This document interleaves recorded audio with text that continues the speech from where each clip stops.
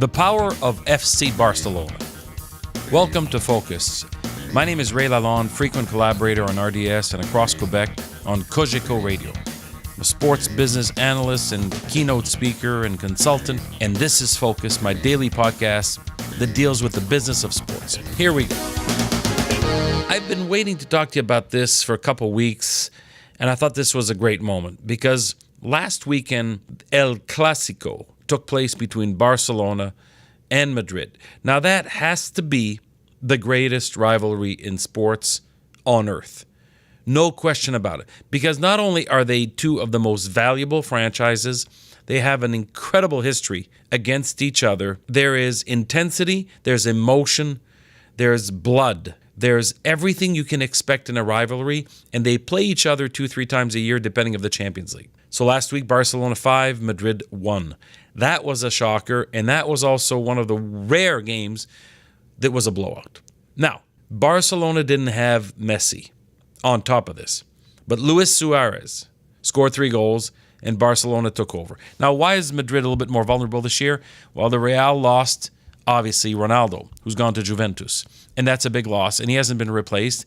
And Madrid, despite being a multiple-time Champions League champion, are not the same team anymore. But I want to focus this conversation on FC Barcelona. And I want to give you a little bit of a perspective in terms of the financial value and the numbers associated with this team. Barcelona, according to Forbes in 2018, is one of the top 3 football clubs in the world. Not the most valuable team of them all. That remains to be the Dallas Cowboys. But Barcelona, Manchester United, and Real Madrid, year after year, are number 2, 3, and 4 globally, and 1, 2, and 3 in whatever order in terms of the soccer world. So Barcelona is worth $4.06 billion US dollars. They have one of the most incredible and historical stadiums in the world in Camp Nou that seats 99,350 seats.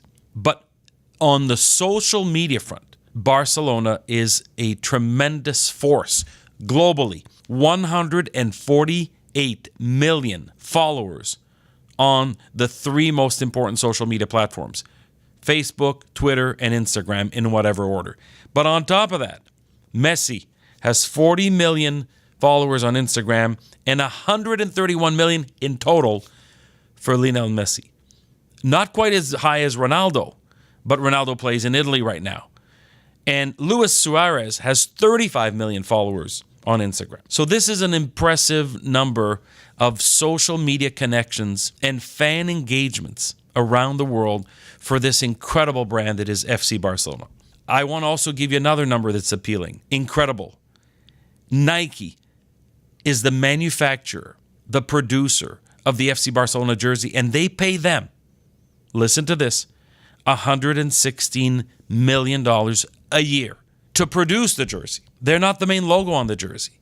And the total jersey revenue for Barcelona annually from the manufacturer and the sponsor, $247 million US a year that they get as a sponsorable property, which is the jersey. And now the reason this is all leading up to the big number is that last year, Barcelona became the first ever sports team to generate over $1 billion US in revenue.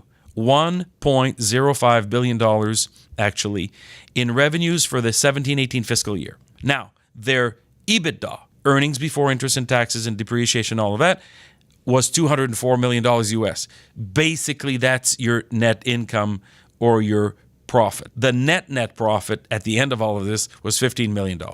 But I want to focus on the big number, $1 billion of revenue. Tickets, sponsorship, gear, obviously, stadium revenues, and TV rights, radio rights, media rights. First ever franchise in the history of sports that has reached $1 billion, and their budget for this year is, again, very aggressive, $1.1 billion.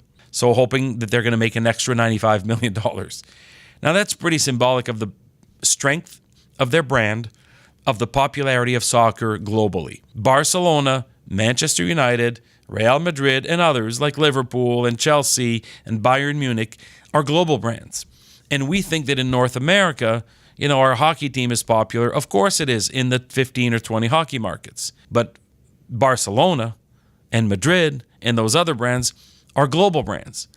They're like league brands. They're like Nike, ESPN. They're visible everywhere. They have fans in every nation. They're popular in 200 plus countries. That's the strength of soccer. So when you see the World Cup attracting the attention that it does, and when you see these Barcelona-Madrid matches in the El Clasico, no wonder. $1 billion in revenue.